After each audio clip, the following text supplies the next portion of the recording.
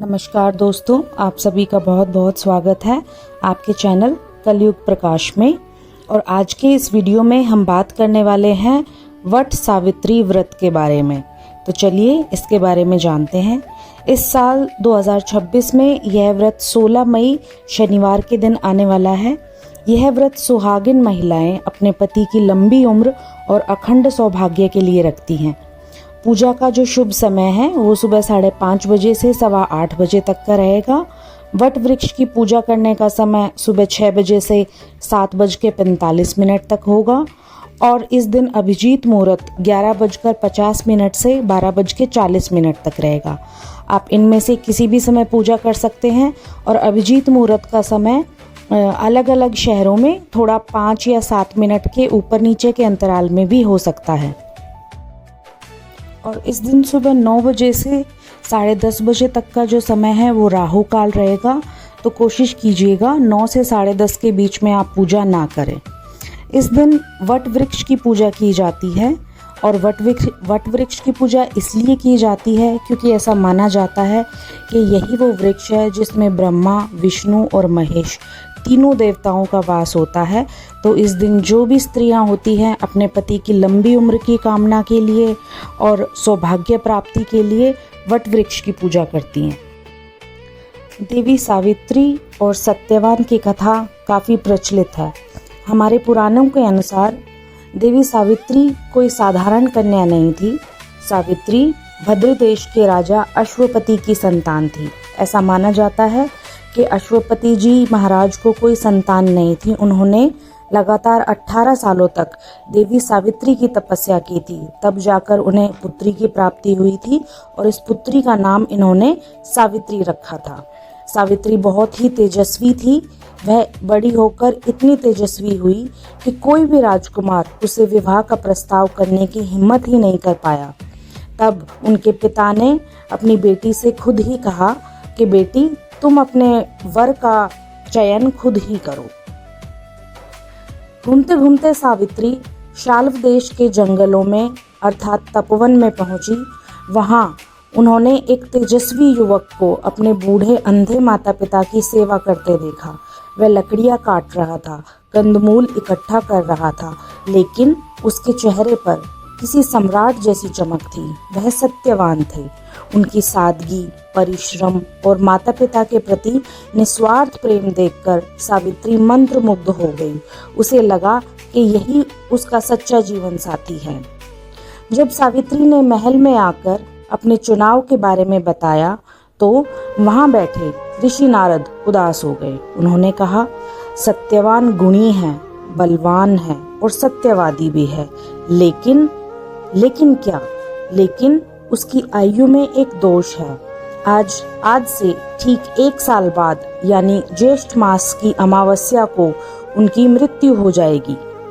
राजा अश्वपति ऋषि नारद के मुख से ऐसे वचन सुनकर घबरा गए और एक साधारण पिता की भांति चिंतित होते हुए अपनी पुत्री सावित्री से दूसरा वर चुनने के लिए कहने लगे। लेकिन सावित्री ने जो कहा वह आज भी मिसाल है। उन्होंने अपने पिताजी से कहा कि पिताजी, जीवन का साथी का चयन एक बार किया जाता है, चाहे वह अल्पायु हो या दीर्घ आयु हो। अब मेरा संकल्प नहीं बदलेगा। पिता ने अपनी पुत्री की बातें सुनकर उनकी बात मानी और विवाह के बाद राजकुमारी सावित्री अपनी सारी सुख सुविधाओं को छोड़कर जंगल की कुटिया में आ गई। उसने अपने सास ससुर की खूब सेवा की, लेकिन उसके मन में वह कांटा हमेशा चुभता था कि समय बीत रहा है। जब सत्यवान की मृत्यु में केवल 3 दिन शेष बचे थे, तब सावित्री ने त्रिरात्र व्रत शुरू किया। 3 दिन और 3 रात तक वह बिना कुछ खाए पिए एक ही जगह खड़ी होकर प्रार्थना करती रही। उसकी इस घोर तपस्या ने उसे वह मानसिक शक्ति दी जो यमराज का सामना करने के लिए जरूरी थी। अंतिम दिन सत्यवान लकड़ियां काटने के लिए कुल्हाड़ी उठाकर जंगल की ओर चल दिया। सावित्री ने अपनी सास से प्रार्थना की कि क्या वो भी अपने पति के साथ जंगल में लकड़ियां काटने जा सकती है। उसकी सास ने उसे आज्ञा दी वहां जाने की। वह अपने पति के साथ जंगल में गई। चलते चलते सत्यवान को थकान हुई और वह एक वट वृक्ष के नीचे बैठ गया। अचानक उसके सिर में बहुत ही असहनीय दर्द उठा। सावित्री ने उनका सिर अपनी गोद में रख लिया और उसी क्षण उन्हें वहां एक काले रंग का तेज चमक वाला पुरुष दिखाई दिया, जिसकी आंखें लाल थी और हाथ में पाश था। हाँ, आप ठीक सोच रहे हैं, वह जो दिखाई दिए थे सावित्री को, वो यमराज थे। यमराज ने सत्यवान के शरीर से उसके अंगूठे के बराबर के जीव यानी कि आत्मा को निकाला और दक्षिण दिशा की ओर चल दिए। सावित्री भी उनके पीछे पीछे चल दी। यमराज ने जब पीछे मुड़ के देखा तो कहा, हे सावित्री, तुम वापस जाओ, मनुष्य का साथ मृत्यु के द्वार तक ही होता है। सावित्री ने जवाब दिया, महाराज, जहाँ पति जाता है वहीं पत्नी का जाना सनातन धर्म है और आपकी कृपा से मुझे कोई थकान महसूस नहीं हो रही है। रास्ते में चलते हुए सावित्री ने यमराज को धर्म और विवेक पर उपदेश दिए। यमराज उसकी ज्ञान भरी बातों से इतने मंत्रमुग्ध हो गए कि उन्होंने उसे वरदान देने का सिलसिला शुरू किया। सावित्री ने बहुत सोच समझकर वरदान मांगे। पहला वरदान, मेरे अंधे सास ससुर की आंखों की रोशनी वापस आ जाए। यमराज ने कहा, तथास्तु। इसके पश्चात भी सावित्री उनके पीछे पीछे चलती रही। फिर यमराज ने उन्हें दूसरा वरदान मांगने को कहा।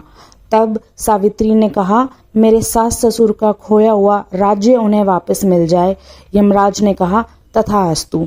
इसके बाद भी सावित्री ने उनका पीछे चलना नहीं छोड़ा और सावित्री ने कहा, प्रभु, मुझे सत्यवान के 100 पुत्रों की माता बनने का सौभाग्य दो।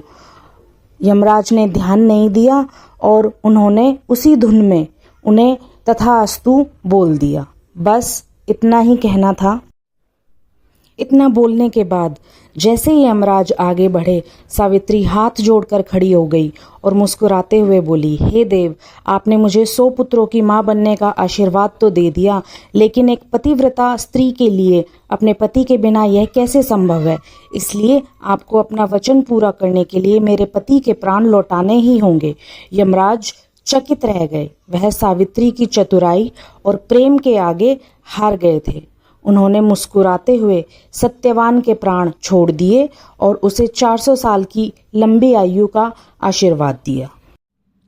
तो यह थी सावित्री की कथा, जो यमराज से भी अपने पति के प्राणों को छीन कर ले आई थी।